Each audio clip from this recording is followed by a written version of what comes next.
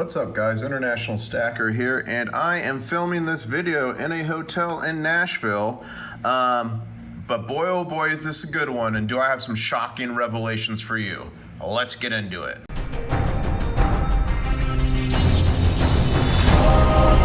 One stacker on a journey to find silver.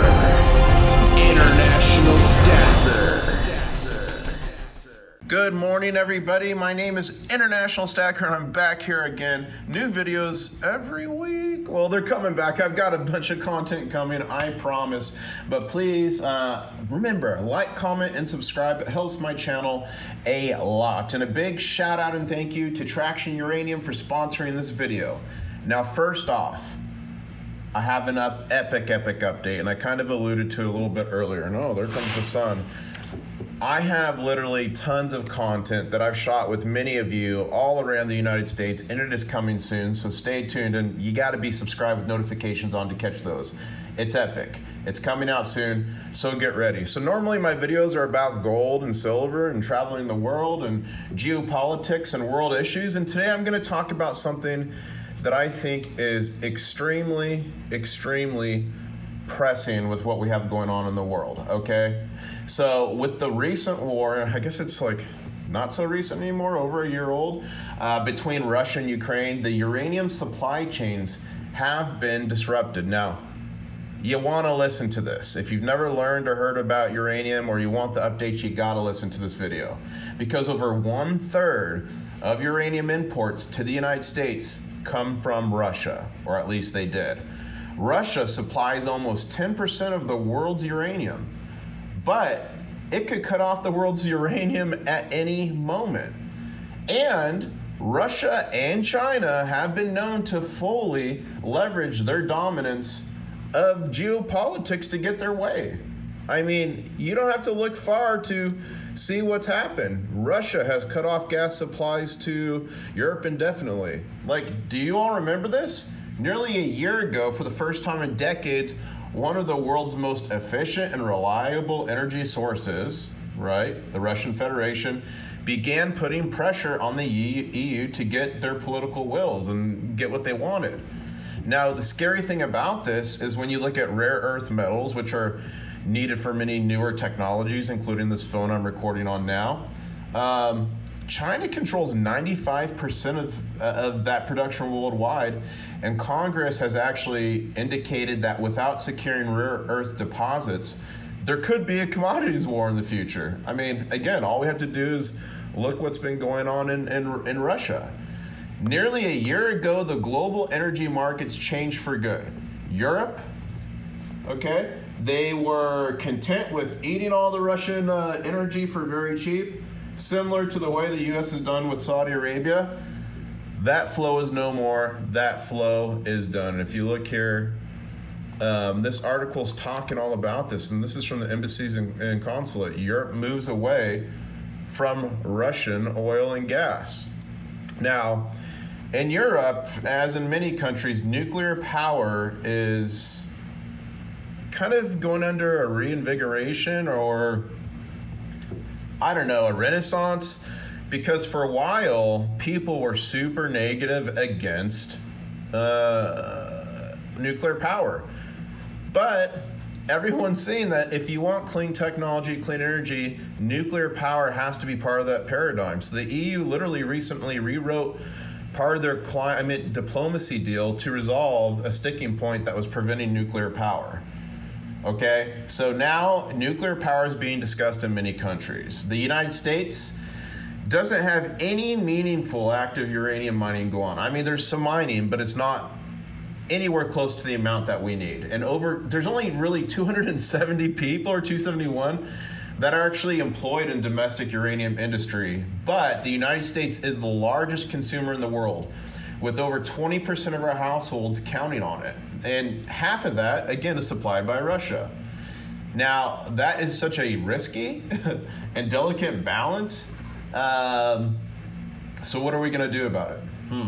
I don't know. But here's why I'm so bullish on uranium, and have been over the past few years. It's simple. You cannot supply the world's energy via clean energy without nuclear. It is literally impossible. And something unthinkable just happened a year or two ago. The European lawmakers approved a law designating nuclear as sustainable energy source. As part of that system, it was intended to influence direct investment in clean energy. However, we, the United States, are at risk. And here's I was on the wrong tab. But the EU Parliament did that. That's a huge deal, guys. That's a really huge deal. But what I can tell you is America, and this is our consumption from 2014 to 2020, it's fairly consistent. But America, we're dangerously close to losing our uranium fuel industry base. We are nearly completely dependent on foreign uranium imports like Russia. So we get some from Kazakhstan, Uzbekistan, and actually Russia buys it and resells it to us. That's supplying almost half of the fuel used in America's reactor fleet. Not a good place to be. Illinois was recently planning to retire 2 different reactors, and they pulled a 180 and shifted and said, just kidding, we're not doing that. Nations that were previously dead set against nuclear proliferation, can you say that word, proliferation, are now leaning into nuclear-friendly initiatives. And really, honestly, the proof is in the numbers and what's happening. Finland's recently started up its first new reactor in over 40 years.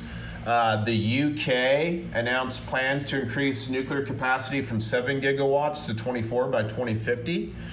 France, which depends already on 70% of its electricity on nuclear, said it would reverse plans to shut down older reactors and build 6 new ones by 2050.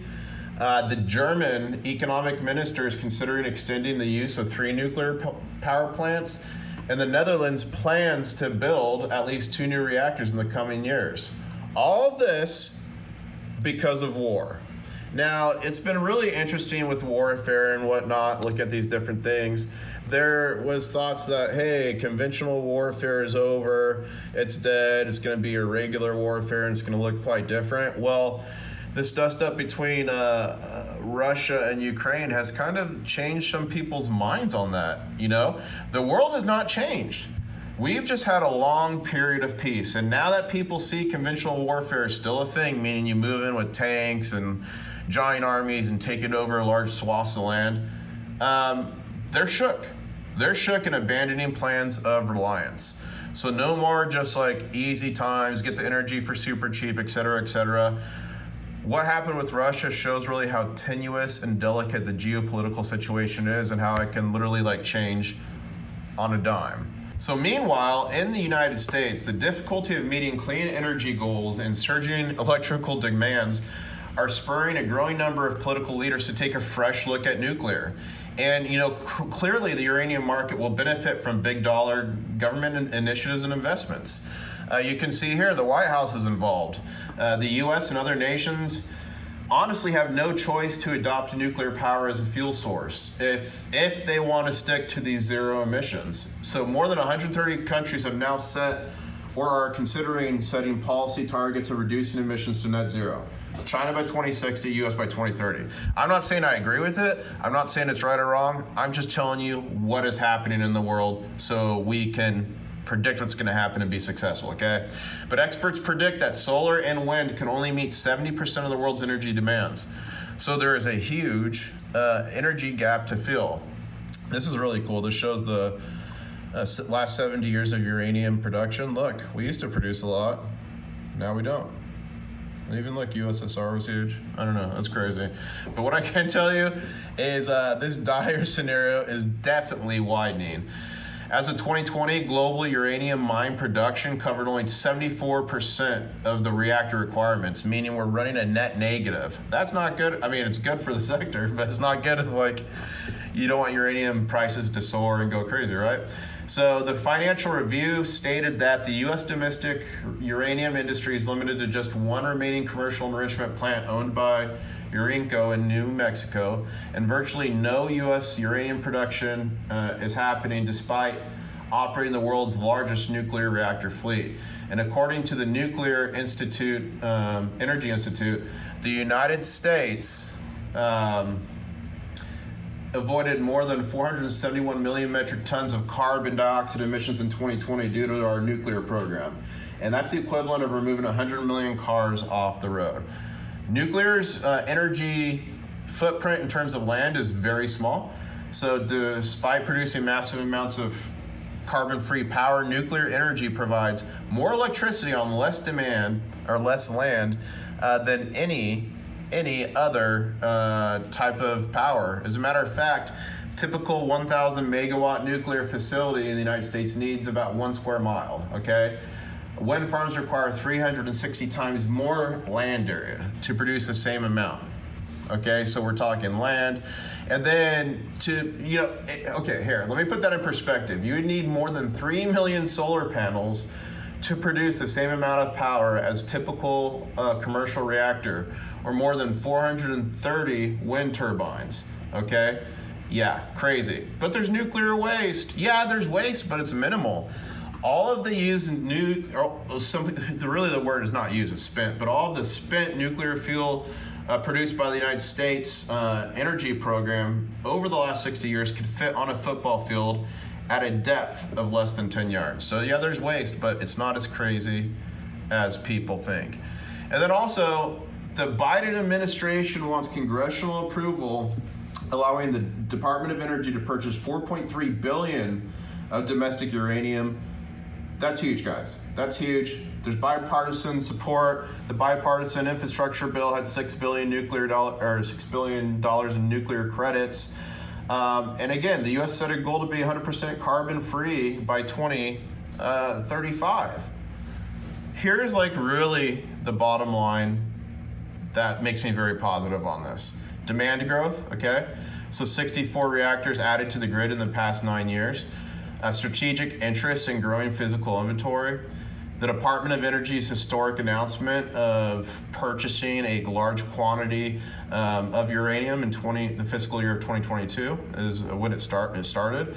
Strong bipartisan support for nuclear energy, including the U.S. carbon-free goals.